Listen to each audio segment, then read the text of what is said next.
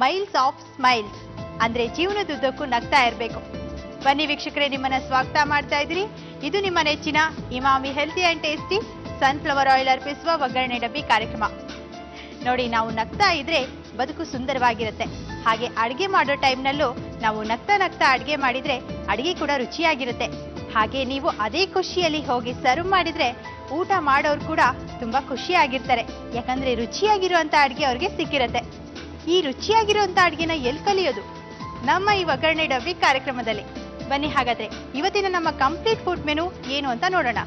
Season cooking ನಲ್ಲಿ ಹೆಸರು ಬೇಳೆ ಖಾರದ ಒಬ್ಬಟ್ಟು, ಅಮ್ಮನ ಕೈ ರುಚಿಯಲ್ಲಿ ಸೀಮೆ ಗಡ್ಡೆ ಬೋಂಡ, ಆರೋಗ್ಯಕರ ಅಡಿಗೆಯಲ್ಲಿ ಸನ್ಶೈನ್ ಕೂಲರ್, ದಿಢೀರ್ ಅಡಿಗೆಯಲ್ಲಿ ದೊಡ್ಡ ಬದನೆಕಾಯಿ ಪೆಪ್ಪರ್ ಫ್ರೈ, ಕಲಿಯಣುಬ ಅಡಿಗೆಯಲ್ಲಿ ಕುರ್ಕುರೆ ಲಾಲಿಪಾಪ್.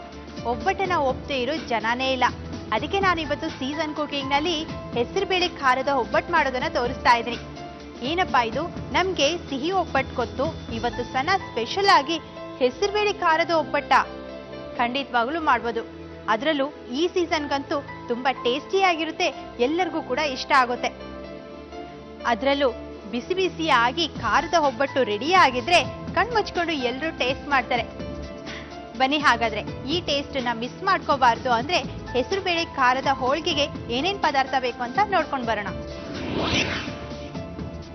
ಹೆಸರು ಬೇಳೆ, ತೆಂಗಿನ ತುರಿ, ಮೆಣಸಿನಕಾಯಿ, ಜೀರಿಗೆ, ಇಂಗು, ಕೊತ್ತಂಬರಿ, ಉಪ್ಪು, ಚಿರೋಟಿ ರವೆ, ಮೈದಾ ಹಿಟ್ಟು, ಎಣ್ಣೆ. ಈಗ ನನ್ನ ಮೊದಲಿನ ಅಡಿಗೆ ಹೆಸರು ಬೇಳೆ ಖಾರದ ಹೋಳಿಗೆ.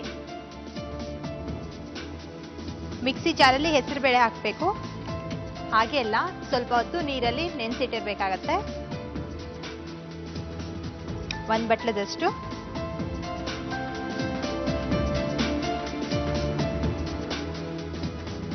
ಹಸಿಮೆಣಸಿನಕಾಯಿ ಕೂಡ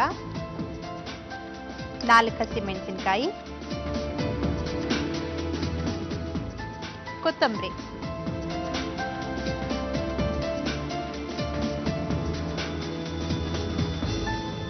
ಒಂದು ಸ್ಪೂನ್ ಅಷ್ಟು ಜೀರಿಗೆ,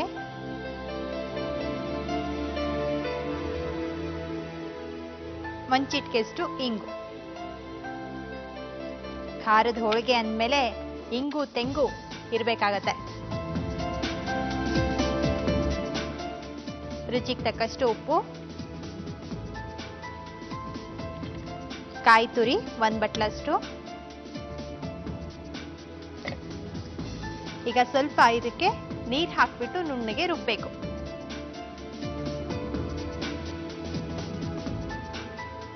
ಸ್ವಲ್ಪ ಹಾಕಿ ನೀರ್ನ ಪೂರ್ಣ ಆಗ್ಬೇಕು, ಇಲ್ಲಾಂದ್ರೆ ಹೆಸರು ಬೇಳೆ ಪಾಯಸ ಆಗ್ಬಿಡತ್ತಷ್ಟೇ, ಖಾರದ ಪಾಯಸ.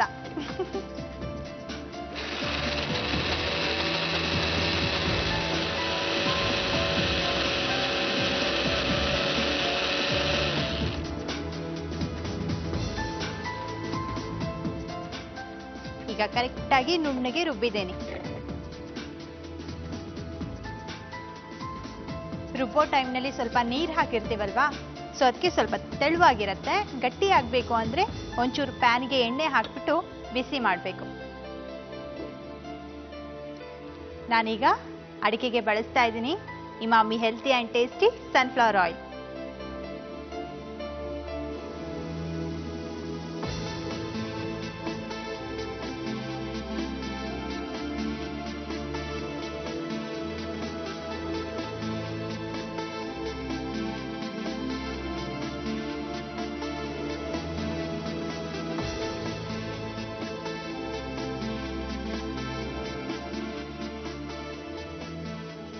ನಾವು ಹೋಳಿಗೆ ಅಂದ ತಕ್ಷಣ ಸಿಹಿ ಹೋಳಿಗೆ ಮಾತ್ರ ತಿಳ್ಕೊಂಡಿರ್ತೀವಿ.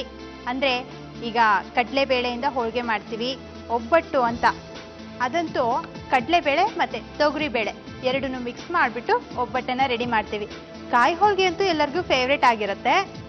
ಆದ್ರೆ ಇನ್ಮೇಲೆ ಹೆಸರು ಬೇಳೆ ಖಾರದ ಹೋಳಿಗೆ ಮಾಡಿ ನೋಡಿ, ಅದು ಕೂಡ ನಿಮ್ಮ ಮನೇಲಿ ಎಲ್ಲರಿಗೂ ಫೇವ್ರೇಟ್ ಆಗುತ್ತೆ. ಅದರಲ್ಲೂ ಈ ಸೀಸನ್ಗಂತೂ ಫೇವ್ರೇಟ್ ಆಗುತ್ತೆ. ಯಾಕಂದ್ರೆ ಸ್ವಲ್ಪ ಚಳಿ ಇರುತ್ತೆ, ಬಿಸಿ ಬಿಸಿಯಾಗಿ ಮನೆಯಲ್ಲಿ ಘಮ್ ಅಂತ ಖಾರದ ಹೋಳಿಗೆ ರೆಡಿ ಆದ್ರೆ ಇನ್ನೂ ಸೂಪರ್ ಆಗಿರುತ್ತಲ್ಲ. ನೋಡಿ, ನಾನು ಹೇಳಿದೆ ಅಲ್ವಾ ಗಟ್ಟಿ ಆಗುತ್ತೆ ಅಂತ. ಸ್ವಲ್ಪ ಬಿಸಿ ಆಗ್ತಾ ಇದ್ದಾಗೆ ಗಟ್ಟಿ ಆಗುತ್ತೆ. ಈ ತರ ಹೂರಣ ಬಿಸಿ ಮಾಡೋದ್ರಿಂದ ಗಟ್ಟಿನೂ ಆಗುತ್ತೆ, ಹಾಗೆ ಹಸಿ ವಾಸನೆ ಕೂಡ ಹೋಗುತ್ತೆ. ಒಂಚೂರು ಎಣ್ಣೆ ಹಾಕಿ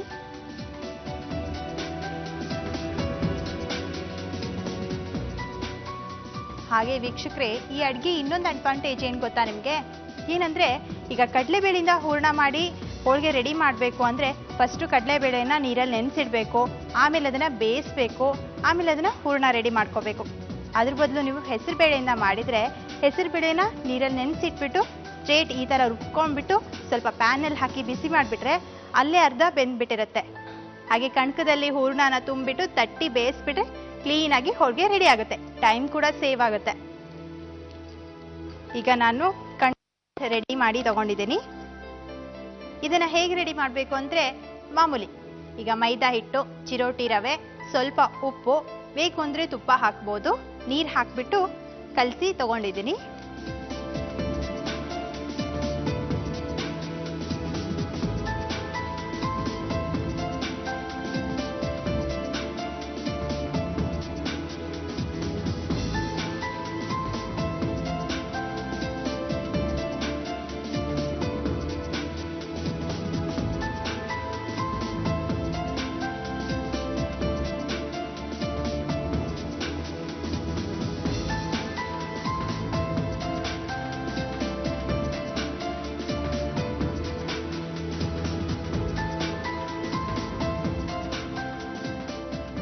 ಸ್ವಲ್ಪ ಒಣ ಹಿಟ್ಟಲ್ಲಿ ಈ ತರ ಅದ್ಬಿಟ್ಟು ತಟ್ಲುಬಹುದು, ಇಲ್ಲ ಅಂದ್ರೆ ಲಟ್ಟಿಸ್ಲುಬಹುದು.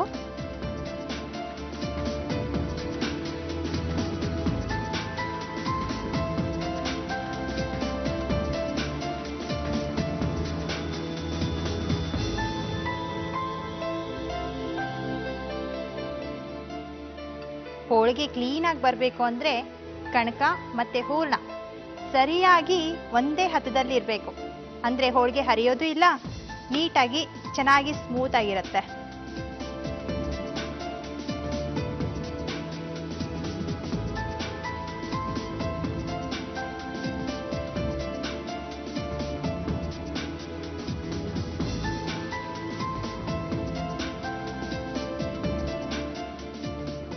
ಸಂಡೇ ನೀವು ಮನೆಯಲ್ಲಿ ಆಲೂ ಪರೋಟ, ಗೋಬಿ ಪರೋಟ ಇದನ್ನ ಮಾಡಿ ಮಾಡಿ ಬೇಜಾರಾಗಿದ್ರೆ ಜಸ್ಟ್ ಚೇಂಜ್ ತರ ಈ ಹೆಸರುಬೇಳೆ ಖಾರದ ಹೋಳಿಗೆ ಮಾಡಿ ನೋಡಿ.